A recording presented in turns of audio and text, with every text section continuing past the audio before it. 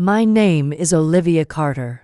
I'm 29 years old, and this is how I took revenge on the people who swore my fiancé only loved me for my money. The night is burned into my memory. We were sitting around my parents' long mahogany dining table, the kind that seemed to swallow anyone who wasn't prepared to fight for space. Crystal glasses clinked, silverware scraped across fine china, and yet the tension in the air was louder than all of it. My fiancé, Ethan, sat beside me, his hand resting lightly over mine, a quiet reassurance as the conversation turned sharper with every passing minute. At first, it was little digs disguised as jokes. My sister asking if Ethan had memorized the family trust details yet. My aunt smirking as she asked if he found it overwhelming dating someone who didn't need to work. But then, my brother leaned back in his chair, swirling his wine with a smug grin. "Let's not pretend here," he said loudly enough for the whole table to hear. "We all know why Ethan's here, Olivia. He wants your bank account, not you." The room fell into a heavy silence, and then, as if on cue, the whispers and pitying glances started.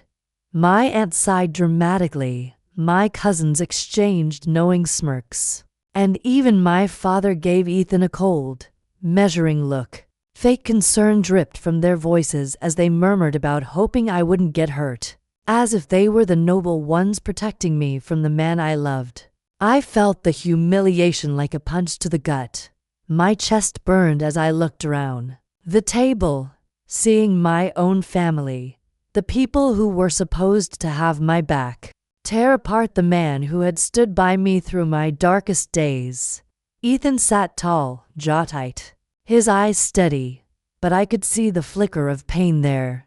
He didn't defend himself, not because he was guilty, but because he knew nothing he said would convince them otherwise. To them, he was already guilty. That night, as I sat there forcing down my rage and humiliation, something in me hardened. I looked into the camera of my own mind, narrating a vow as clear as glass. That night, I swore I'd never forgive them, and I didn't, because they made the biggest mistake of their lives. I was born into a family where wealth wasn't just a privilege, it was a weapon. The Carters were old money, our name carved into real estate deals that stretched across the city skyline. My father, a sharp and calculating man, built an empire from what his father had left him, and he carried himself like the world owed him reverence. My mother, elegant and cold as marble, cared less about the buildings my father owned and more about the social circles we occupied. To her, life was a constant game of appearances, charity galas, country club brunches, perfectly staged family photos. From the outside, we were the picture of success. On the inside, it was suffocating. From the moment I could walk, I was trained to be the perfect Carter daughter. Private schools where even my friendships were measured in status, etiquette lessons, where I learned which fork to use before I learned long division, and endless reminders that the family reputation always came first. I learned quickly that love and approval in my household weren't unconditional. They were earned by fitting into a mold I never asked to wear. I was always the quiet dreamer, the one who loved painting for hours alone in my room or sneaking away to volunteer at the local shelter instead of attending cocktail parties. My passions were considered frivolous, a distraction from the real world my parents insisted I belonged to. It wasn't just my choices they criticized. My weight, my clothes, even the way I laughed. Nothing was ever quite right. Stand straighter, Olivia. Don't eat that, Olivia. You really think anyone will take you seriously if you keep chasing hobbies instead of success? Those words became the background noise of my life.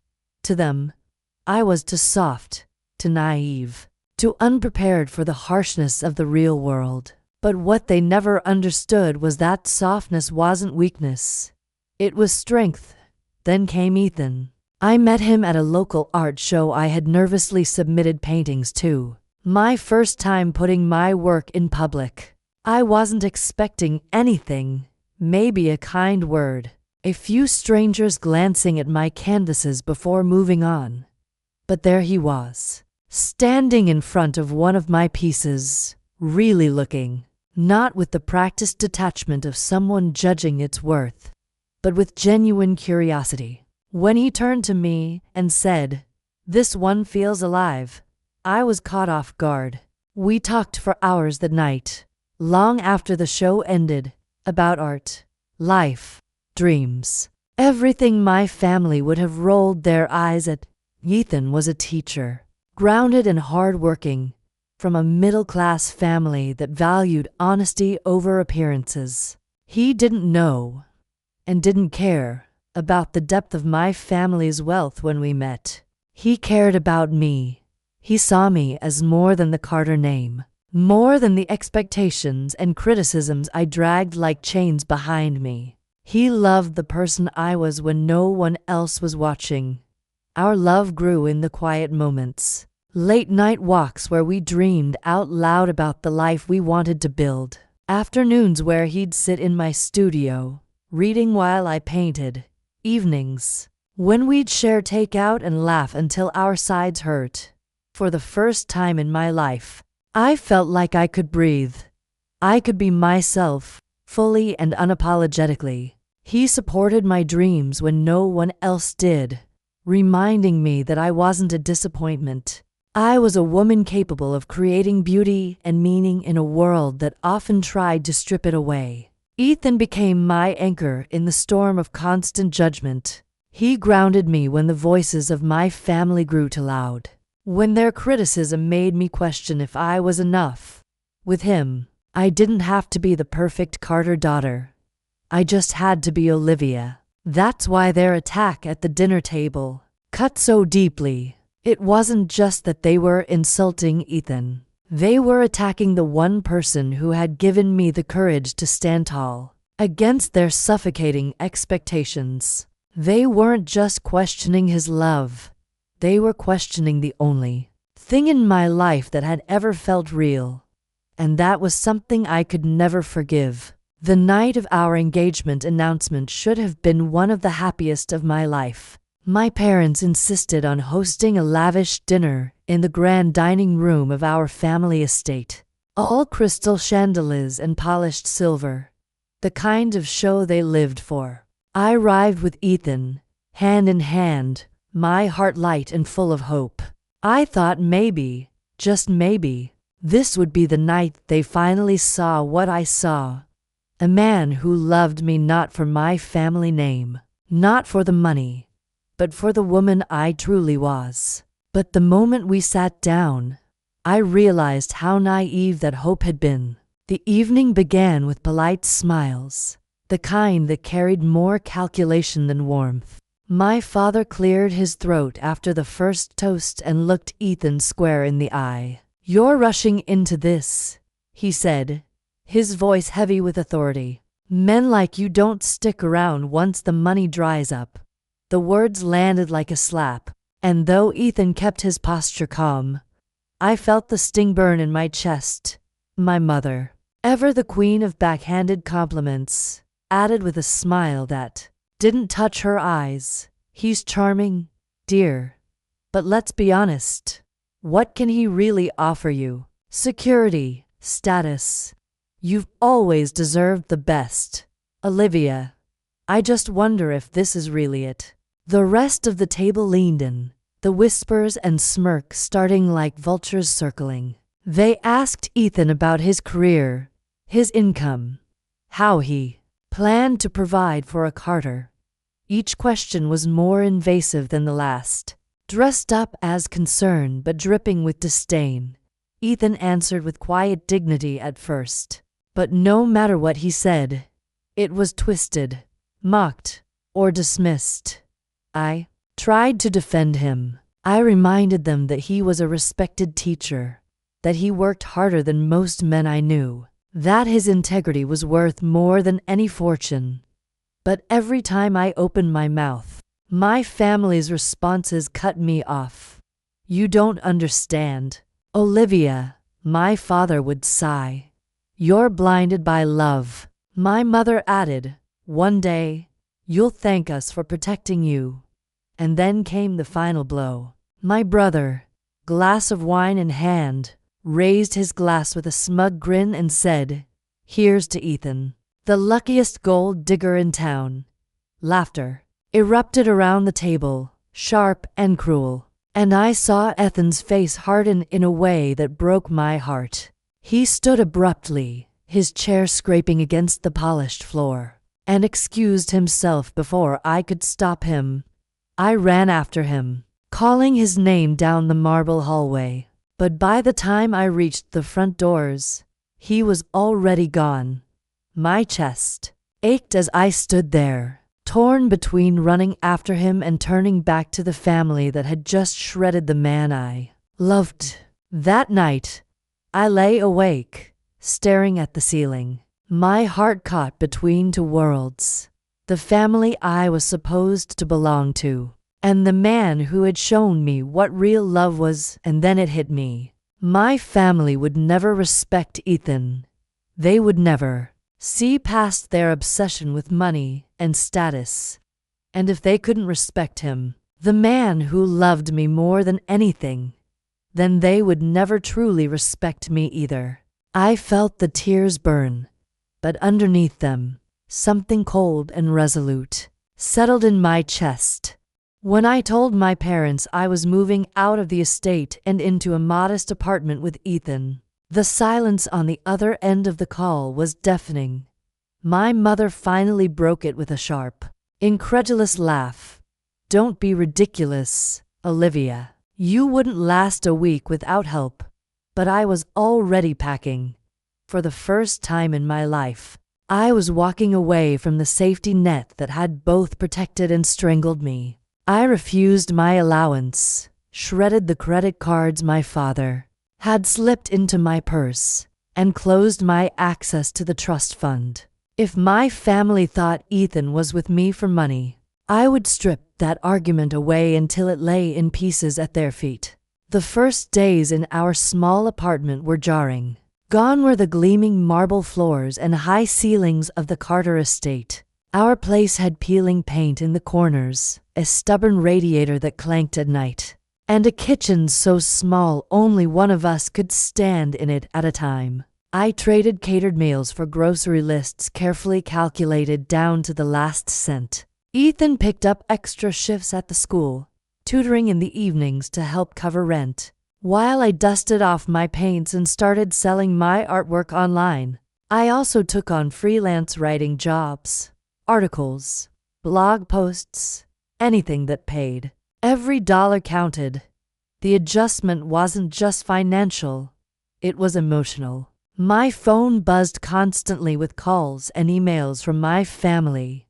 They dropped by, unannounced under the guise of concern, their voices dripping with false sympathy. "You don't have to live like this, Olivia," my father would say. "Come home. We'll forget all about this phase." My mother, ever the dramatist, would sigh and whisper, "You can't keep playing house with a man who will eventually leave you. You'll thank us later." Even my siblings joined in, sending texts full of rumors that I must be pregnant, that Ethan had manipulated me, that I'd be begging to come back within months. The outside world wasn't much kinder. People who once greeted me with respect now whispered about my fall from grace. At the grocery store, I overheard a woman from my mother's social circle mutter, "Such a shame." From pearls to pennies, I held my head high, but inside, doubt crept in. There were nights I sat on the edge of our creaky bed, staring at the cracked ceiling, wondering if I was strong enough to live without the cushion I had known all my life. But every time fear threatened to swallow me, Ethan was there. He'd come home after a long day, exhausted but smiling, and insist on cooking dinner so I could keep painting. He'd leave encouraging notes on my sketchbooks, little reminders that he believed in me when I doubted myself. Never once did he complain about what we had lost. In fact, he seemed almost relieved, telling me one night as we ate pasta by candlelight, because we couldn't afford takeout, "This is real, live. No pretense, no games, just us." Our bond grew deeper with every struggle we faced. We laughed in that tiny kitchen, learned how to stretch $20 into a week of meals, and celebrated small victories, like my first painting sale, or the day we finally saved enough to replace the broken coffee maker. Those moments, though small, felt richer than any gala I had ever attended at the Carter estate. Still, the war with my family loomed. They weren't going to stop until they broke me. I could feel it in every dismissive voicemail, every sarcastic text, every rumor they spread through the social circles they controlled. They wanted me to crawl back, to admit they were right, to abandon Ethan and slip back into their gilded cage. And maybe a part of me was tempted on the hardest nights. But then I'd see Ethan, his steady hands covered in chalk from the classroom, his eyes full of quiet determination. And I knew I'd rather starve with him than feast with them. It was in those quiet hours, while Ethan slept beside me, that I began to plan. Not a shouting match, not a dramatic confrontation, but a revenge they could never deny. I didn't want to scream, "You were wrong." I wanted to show them in a way so undeniable, so public, that their cruelty would backfire on them forever. If they thought Ethan loved me only for my money, I would prove to them, and to the world, that they had underestimated us both. And when the time came, I promised myself, they would regret every single word they had ever said about the man I loved. 2 years later, the woman who walked back into my parents' grand dining room was nothing like the timid daughter who had once been humiliated there. Life in that tiny apartment with Ethan had transformed me. My art business had grown beyond anything I imagined. Commissions booked months in advance, online galleries featuring my work, and a steady income that was entirely mine. Ethan had been promoted to school administrator, respected not just by his students but by the entire community. We weren't rich by Carter standards, but we were thriving, happy, and free. Meanwhile, my family's empire was cracking. My father's company was under investigation for shady practices, and whispers of financial trouble trailed my siblings through every cocktail party. For the first time in my life, they needed me more than I needed them. So when the invitation to a family reunion arrived, dripping with sudden concern and forced warmth, I knew exactly what they were after. But I accepted, not out of longing for reconciliation, but because it was time to show them just how wrong they had been. The evening felt familiar. The same polished silver, the same crystal glasses, the same undercurrent of judgment disguised as civility. But I was different.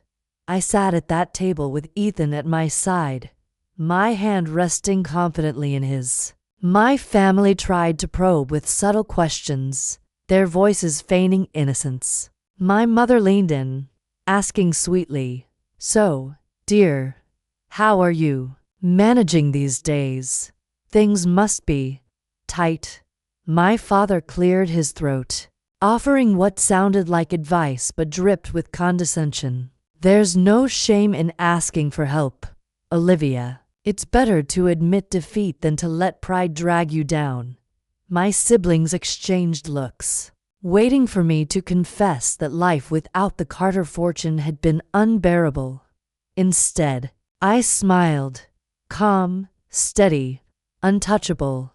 "Actually," I began, my voice carrying across the table, "things have never been better." I told them about my art business, how it had grown to the point where I had to hire an assistant. I mentioned Ethan's promotion, how he now oversaw programs that changed the lives of hundreds of students. I painted a picture of a life built on love, hard work, and integrity, not on money that came with strings attached. Their smiles faltered. My mother's fingers tightened around her wine glass. My father shifted uncomfortably in his chair. But I wasn't finished. I glanced at Ethan, his steady presence giving me the strength to drop the truth that would silence them forever. And just so you know, I said evenly, I renounced my claim to the family trust last year. Legally, permanently. Every cent I've earned, every bit of this life we've built, is ours, not yours. The room fell into stunned silence. My father's mouth opened and closed, words failing him for perhaps the first time in his life. My mother blinked rapidly, trying to mask her shock with a strained smile. But her eyes betrayed her. My siblings looked at me like I'd just spoken a language they couldn't comprehend. Finally, I turned my gaze to my brother, the one who had once raised a glass and mocked Ethan as the luckiest gold digger in town. I held his stare, my voice calm but sharp enough to cut. Funny thing, turns out the only ones who cared about money were all of you. Ethan squeezed my hand under the table, and for the first time in my life, I felt no weight on my shoulders. I didn't need their approval. I didn't need their fortune. I had built a life they could never touch, one founded on love, resilience, and truth. And as the silence stretched across that opulent dining room, I knew my revenge was complete. They had lost the one thing they had always counted on having: control over me. As Ethan and I walked out of that dining room, our fingers intertwined, I didn't look back. The heavy silence we left behind told me everything I needed to know. My family had finally been forced to see the truth. The revenge hadn't come in shouting matches or slammed doors. It had come in calm, undeniable proof that I didn't need them, their money, or their approval to build a life worth living. That realization was more freeing than I could ever have imagined. For so long, I had measured myself against their impossible standards, waiting for a nod of approval that never came. But that night, as I stepped into the cool evening air beside the man who had stood by me through every trial, I understood something vital. My worth had never been theirs to give. It had always been mine to claim. And in choosing love and authenticity over wealth and control, I had finally reclaimed it. Life after that dinner was not just good, it was extraordinary. My art career flourished beyond anything I dreamed. Galleries began showcasing my work, and commissions poured in from people who connected with the emotions in my paintings. I built a name for myself not as Olivia Carter, daughter of a real estate tycoon, but as an artist in my own right. Each canvas I sold was a reminder that I had turned my family's dismissal into fuel for my own success. Ethan thrived as well. His promotion had given him the platform to create meaningful changes in education, and watching him pour his heart into his work only deepened my love for him. One evening, after a long day, we found ourselves sitting on the balcony of our apartment, the city lights twinkling below. He reached for my hand, his eyes warm and steady, and said softly, "I know we've already promised forever, but I want to ask you again, without the noise, without anyone else's opinions. Just you and me." He slipped a simple ring onto my finger, nothing flashy, nothing meant to impress anyone but me. And I said yes without hesitation, tears slipping down my cheeks. That moment, quiet and intimate, felt more real than any grand gesture ever could. It wasn't about proving anything to the world anymore. It was about us. Looking back, I realized revenge didn't always mean tearing someone else down. Sometimes, it meant thriving so fully that their cruelty lost all its power. My family had tried to define Ethan as a gold digger and me as a naive fool. Instead, we built a life that exposed their shallowness for what it was. I no longer cared for their whispers, their judgments, or their approval. I had everything I needed: love, purpose, and freedom, and every morning, as I woke up beside Ethan, I smiled knowing that the best revenge wasn't loud or vengeful. It was simple, undeniable, and quietly powerful, proving them wrong by living a life they could never control. The day my family told me Ethan only loved my money, I thought my world had ended. I remember sitting at that long dining table, their voices tearing into the man I loved, and feeling like the ground had been ripped out from under me. For a moment, I almost believed them. For a moment, I thought maybe they were right, that I was a fool for trusting someone who had nothing to gain but me. But I was wrong. Walking away from the Carter name, from the endless stream of wealth and control, was the best decision I ever made. I think back to those nights in our tiny apartment, when the bills stacked higher than the cabinets and the whispers of judgment seemed louder than the silence in our rooms. Ethan never once made me feel like a burden. He held my hand through every fear, every doubt, and reminded me that love isn't measured in bank accounts or last names. It's measured in the way someone chooses you, day after day, when it would be easier not to now. When I look at the life we've built, the home filled with laughter, the art that carries my name, the quiet strength in Ethan's eyes, I know the truth. My family's wealth never defined me. Their approval never gave me worth. And their cruelty never broke me. They claimed my fiancé only loved my money. So I left everything behind and found out what real love is.